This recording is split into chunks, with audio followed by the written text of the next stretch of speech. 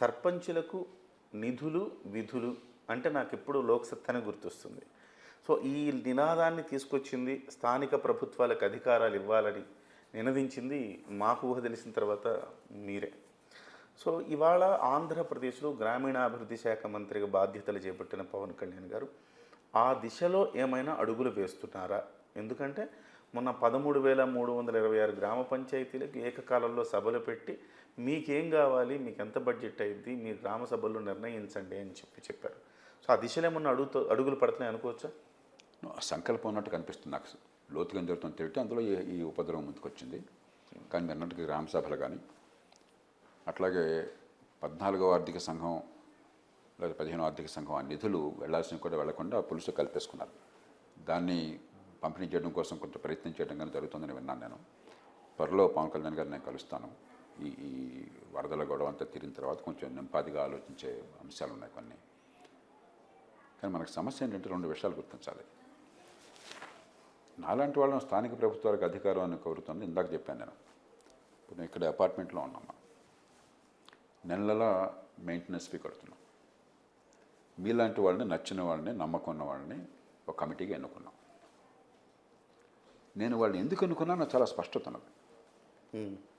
ఎందుకు డబ్బు కడుతున్నా నాకు చాలా బాగా తెలుసు. ఎందుకంటే ఇది దేశమాత కోసం చేయట్లే నేను, బలో స్వతంత్ర భారత్ కోసం చేయట్లే నేను. నాకు లిఫ్ట్ పని చేస్తుందా లేదా, పని చేయకపోతే ఆయన పని చేయాలి అంతే. నా ఇంటికి మంచినీళ్ళు వస్తున్నాయి లేదా నా ఫ్లాట్కి, రాకపోతే నాకు నష్టం జరుగుతుంది. నాకు వేరే పెద్ద విషయం నాకు వద్దు. వాడు కులం ఏంటి, వాడు మతం ఏంటి, నాకు ఏమీ ఒక్కర్లా. నాకు మంచినీళ్ళు వస్తే మహాత్ముడు ఆయన, నా లిఫ్ట్ పని చేస్తే మంచోడు, పార్కింగ్ బాగుందా లేదా, సెక్యూరిటీ బాగుందా లేదా, ఏం బాగోపోయినా కూడా ఆయన తప్పు చేస్తున్నాడు. అవును, ఆయన చేయాల్సిన పని చేయట్లేదు, డబ్బులు కొడుతున్నాను నేను. ఇది స్థానికంగా మాత్రమే అర్థమవుతుంది. అవును, దూరంగా ఉన్నప్పుడు ఏదో ఓటేస్తాం గుడ్డిగాను, ఏదో పొలో స్వతంత్ర భారత్గా చేసేస్తుంటాం. ఈ కులమనో, ఆ వర్గమనో, డబ్బులను, నినాదమనో, తాయిదాలనో. ఎందుకు వేసాం మనకు తెలియదు, ఎందుకు వచ్చుకున్నా అడిగి తెలియదు. మన జీవితం మీద ప్రభావం కనిపించట్లా, ఆ తాయిదాలే కనిపిస్తున్నాయి, ఇంకేమంటలా. అలా కాకుండా ప్రజాస్వామ్యం అర్థం కావాలి, మన వనరులు ఎక్కడికి పోతున్నాయో తెలియాలి, మన ఓటు వల్ల ఏం జరుగుతుందో అర్థం కావాలి, మంచి ప్రజాస్వామ్యం కావాలంటే స్థానిక ప్రభుత్వాలు తప్ప వేరే మార్గం లేదు. లేదు. ఓకే. కాబట్టి నేను పవన్ గారితో కూర్చున్నప్పుడు కూడా నేను ఎలా చేయాలి వాళ్ళని చెప్పిన ప్రయత్నం చేద్దాం ఒకటి. ఎందుకంటే చిన్న చిన్న పంచాయతీలతో పని జరగదు. వీళ్ళంత మేరకు కొంచెం పంచాయతీ ఒక స్కేల్ లేకపోతే, కనీస జనాభా ఒక 5,000, 10,000 లేకపోతే ఏమవుతుందంటే వనరులు లేవు. ఆ కొద్దిపాటి వనరులతో 300, 500 మంది హామీలను మీరు ఏం చేయగలుగుతారు? అక్కడ చేయాలన్నా కూడా మరి ఏం చేయాలి సార్? దాన్ని కలపాలంటారు, విలీనం చేయాలి. చాలా రాష్ట్రాల్లో పంచాయతీలు పెద్ద ఉన్నాయి. కేరళ రాష్ట్రంలో మొత్తం రాష్ట్రం అంతా కలిపితే 900 పంచాయతీలు ఉన్నాయి అంతే. రాష్ట్రం అంతా కలిపితే ఓకే 900 పంచాయతీలు. దేశంలో అన్నిటికంటే మంచి పంచాయతీలు కేరళలో ఉన్నాయి. అదే పవన్ గారు కూడా కేరళ విధానాన్ని అమలు పరుస్తామని ఎగ్జాక్ట్లీ బహుశా. ఒకటి. రెండోది ఇంకోటి ఏమవుతుంది, చిన్న గ్రామాల్లో ఒకప్పుడు 50 ఏళ్ల క్రితం గ్రామాల్లో పేదరికం ఉన్నా కూడా మంచి నాయకత్వం గ్రామాల్లో ఉండేది. పెద్ద చదువుకుపోయి ఉండొచ్చు, కానీ నిజాయితీ పరులు, సమాజం గురించి ఆలోచించేవాళ్ళు, తెలివైన వాళ్ళు, 10 మందిని కలిపేవాళ్ళు, అలా నాయకులు ఉండేవాళ్ళు. ఇవాళ గ్రామాల్లో తెలివి ఉండి అంబిషన్ ఉన్న వాళ్ళు ఎవరన్నా మిగిలి ఉంటారా? ఎవరన్నా నాయకత్వం ఉంటలా. కాబట్టి గ్రామాలు కలిపితే ఒకటి స్కేల్, వనరులు పెరుగుతాయి, పనిచేయడం సాధ్యమవుతుంది. 2, ఎక్కువ మందిలో నాయకత్వం మంచి వాళ్ళు దొరుకుతారు. ఓకే.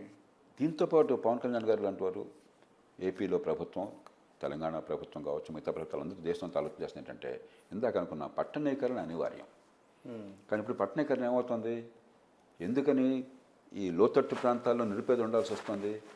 లక్షలాది మంది నిరుపేదలు పొట్ట చేత పట్టుకుని రెక్కాడితే కానీ డొక్కాడిన వాళ్ళు, పెద్దగా నైపుణ్యం లేదు కాబట్టి పెద్దగా సంపాదన ఉండదు. అయినా కూడా కొద్దిపాటి సంపాదన కోసం నైపుణ్యం లేకపోయినా పెద్ద పెద్ద నగరాలకి, దూర ప్రాంతాలకు తరలిపోతున్నారు. అక్కడ ఏమవుతుంది, మీకు ఆదాయం తక్కువ అయ్యేసరికి పెద్ద నగరంలో మీకు బతకడం చాలా కష్టమవుతుంది. మీరుండేది ఒక చోట, ఎక్కడో ఇలాంటి మురికివాడల్లో ఉంటారు, పని ఇంకో చోట, రోజు వెళ్ళటం రావటం చాలా కష్టమవుతుంది. ఒక్కరోజు కనుక పని లేకపోతే పస్తుండాల్సి వస్తుంది. వీళ్ళలో చాలామంది ఒక్క మనిషే ఉంటాడు, ఎక్కడెక్కడి నుంచి వస్తారు, కుటుంబం కూడా ఉండదు, ఆలనా పాలన ఉండదు, ఆదుకునే మనుషులు ఉండరు. జబ్బు చేస్తే సంక్షోభమే, నరకం అవుతుంది. నగరాలు నరకం అయిపోతున్నాయి. అవును. ఇప్పుడు మంచి స్కిల్ ఉంటే, సంపాదించే శక్తి ఉంటే మహానగరం కంటే బాగుంటుంది. మీరున్నారు ఇప్పుడు ఈ దీనిలో ఉన్నారు, దీనిలో సహజంగానే పెద్ద నగరంలోనే మీకు పని ఉంటుంది.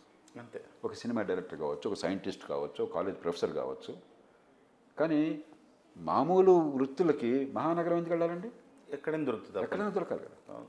కాబట్టి చిన్న పట్టణాలని పెంచాలి. మనం ఈ గ్రామాలు వేరు పట్టణాలు వేరు అన్న దారి నుంచి కొంచెం దూరం వెళ్ళి, ఎక్కడికో దూరం వెళ్ళే అవసరం లేకుండా చిన్న నైపుణ్యం ఉన్నవాళ్ళు, చిన్న ఆదాయం మాత్రం వచ్చే అవకాశం ఉన్నవాళ్ళు చిన్న పట్టణంలోనే, ఇప్పుడు ఆల్రెడీ మనకు అదృష్టం కొద్దీ ఇవాళ కరెంట్ భయంలో అది అందుతుంది, పూర్వంలా కాదు. అవును. అందరికీ మొబైల్ ఫోన్లు ఉన్నాయి. పూర్వం ఫోనే గగనం, ఫోన్ కనిపించేది కాదు అసలు. టీవీలు ఉన్నాయి, ఇంటర్నెట్ చాలా చోట్ల వచ్చేసింది. కాబట్టి 4 విషయాల్లో పెద్ద మహానగరానికి, న్యూయార్క్ నగరానికి మన ఊరికి తేడా లేదు. ఓకే. ఇక మీరు చేయాల్సినది ఏంటంటే కొంచెం రవాణా సౌకర్యము, వర్షం వస్తే వరదలు రాకుండా కొంచెం మౌలిక సదుపాయాలు, టౌన్ ప్లానింగ్. ఓకే.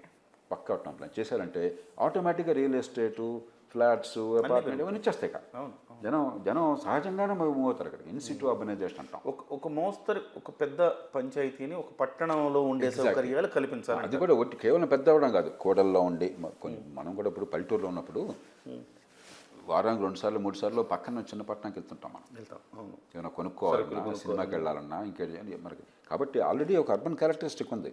అక్కడ కనుక ప్రాపర్ ప్లానింగ్ చేసి, ఈ ట్రాన్స్పోర్ట్ సౌకర్యం బాగా చేసి, టౌన్ ప్లానింగ్ పక్కగా చేసి, దూరదృష్టితో ఈ మౌలిక సదుపాయాలు పెంచితే ఆటోమేటిక్గా మన జనం అక్కడికి వెళ్ళిపోతారు, తక్కువ ఆదాయం అన్నవాళ్ళు.